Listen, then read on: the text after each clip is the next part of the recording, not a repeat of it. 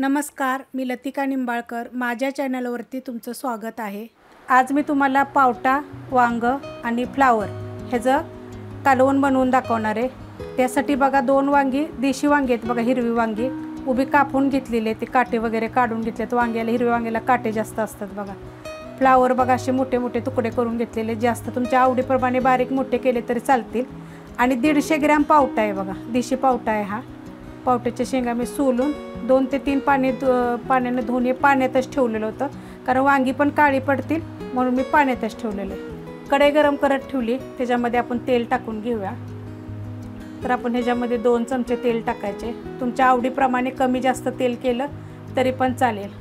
तेल गरम झालेलं आहे, त्याच्यामध्ये 1 चमचा जिरे मोहरी तडतडली चांगली की त्याच्यामध्ये कढीपत्ता टाकायचा आणि एक बारीक आकाराचा कांदा मी एकदम बारीक कापून घेतलेला आहे. कांदा आपण चांगला भाजून घेऊया. कांदा बघा चांगला भाजलेला आहे, तर ह्याच्यामध्ये बाकीचं साहित्य टाकू द्या. 2 चिमूट हिंग पावडर आणि थोडीशी आपल्याला हळद टाकायची.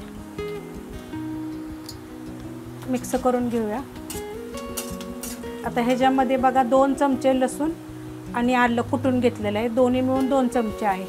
जर तुम्ही 1 गड्डी लसूण घेतला आणि अर्धा इंच आलं कुटून घेतलं तरी चालेल. तुम्हाला थोडंसं आवडत असेल तर सुकं खोबरं पण टाकायचं, छान लागतं हे कालवण. तर आता हे आपण परतून घेऊया. थोडं लसूण आणि आलं टाकल्यानंतर बघा मी 1 मिनिटभर परतून घेतलेलं आहे. तर ह्याच्यामध्ये 1 मोठ्या आकाराचं टमाटर टाकायचं आणि थोडंसं वरनं मीठ टाकायचं, म्हणजे आपलं टमाटर सॉफ्ट होईल. थोडंसं टाकायचं आणि टमाटर एकदम सॉफ्ट होतं थोडंसं आपण ह्याला परतून घेऊया. टमाटर बघा एकदम सॉफ्ट झालेलं आहे. तर असा मसाला झाला पाहिजे, म्हणजे कालवण बघा 1 नंबर लागतं.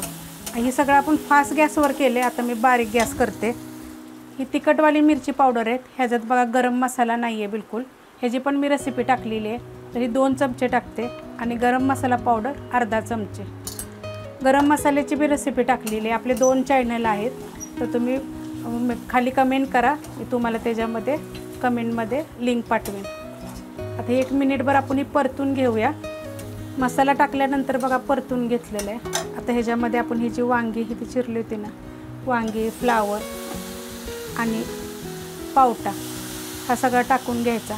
तुम्हाला जर हे आवडत असेल तर बटाटा टाकला तरी पण चालेल, पण कालवण एवढं छान लागतं ना, तुम्ही भातावर खा, भाकरीवर खा, बाजरीच्या भाकरीवर खा, ज्वारीवर खा, 1 नंबर कालवण लागणार आहे. आता हे 2 वांगी टाकलेले आहेत बघा, हिरवी वांगी आहे ते चांगली. आता आपण हिला परतून घेऊया चांगलं. मसाल्यामध्ये बघा 1 मिनिट परतून घेतलेलं आहे चांगलं.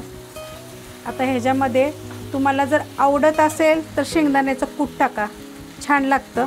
तर मी 2 चमचे बघा शेंगदाण्याचं कूट, शेंगदाणे भाजून कुटून घेतलेले आहेत. तर 2 चमचे मी कूट टाकलेलं आहे. आणि मग असे आपण थोडंसं मीठ टाकलं होतं टमाटर सॉफ्ट व्हायसाठी, चवीपुरतं मीठ टाकायचं. आणि अजून एकदा परतून घेते ह्याला. जर हे परतलं नाही मसाल्यामध्ये तर म्हणजे ही भाजीनं छान लागेल एकदम, म्हणजे कालवण मस्त लागतं एकदम. शेंगदाण्याचं कूट टाकल्यावर पण बघा चांगलं परतून घेतलेलं आहे. तर आता ह्याच्यामध्ये आपण पाणी टाकूया. तर तुम्हाला आता किती कालवण पाहिजे, पातळ घट्ट, त्याच्याप्रमाणे टाकायचं. तर मी 1 ग्लास पाणी ओतलेलं आहे. आता हे अजून थोडंसं पाणी टाकणार आहे, कारण हे शिजून ना कमी होईल कालवण. कारण जर आपल्याला ज्वारीची भाकरी, बाजरीच्या भाकरीवर जर खायचं असेल ना कुस्करून, तर छान असं लागतं आहे कालवण.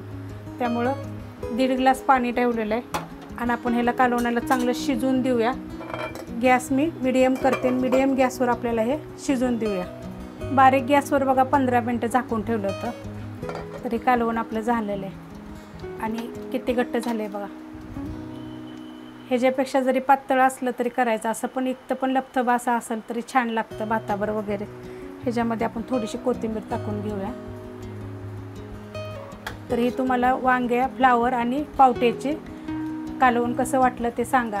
आवडलं तर लाईक करा, सबस्क्राईब करा, कमेंट करा आणि शेअर बी करा.